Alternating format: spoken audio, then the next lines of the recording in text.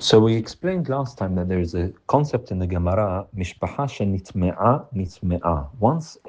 Once there is a family which is mixed into Am Yisrael, even though you know that somewhere within this, there's perhaps someone who's invalid for many of the reasons which we'll discuss, whether it's mamzerut, whether it's eved, all concerns that there may be, even non-Jewish. But once they've been mixed in, and we don't know who it is, then you leave it and you don't investigate, and you just accept it and carry on and continue further.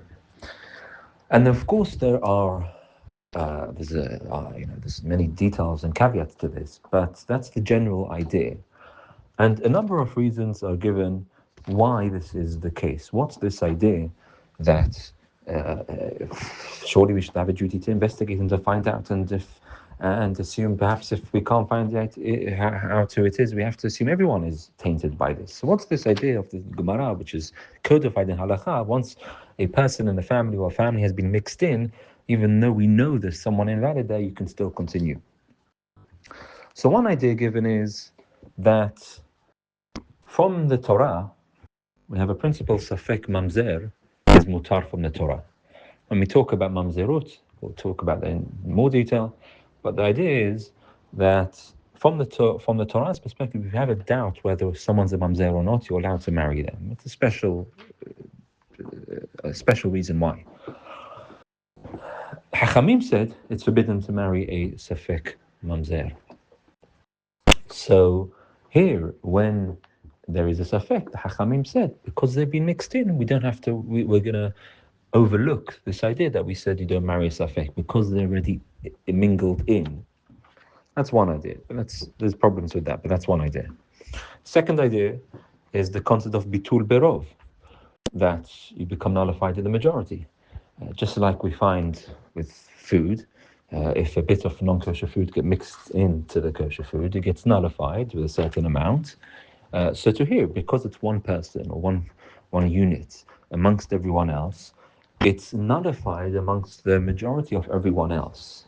And again, here as well, one could say that there's a concept that davar hashuv lo batel, that something important can't be nullified, and human beings, each one is individually important. But again, that's a rabbinic din, and so when there is, the Hachamim said, because they didn't want to say that here, because they're already mixed in, so we're going to assume they are kasher, and they can continue to marry in. Again, there are issues with that idea as well. A third possibility is just, the Gemara already says something along these lines. It's tzedakah, it's a kind of kindness which Hashem did, that in order to continue Am Yisrael and not to have to investigate everyone, Hashem said, it's permissible and you're allowed to.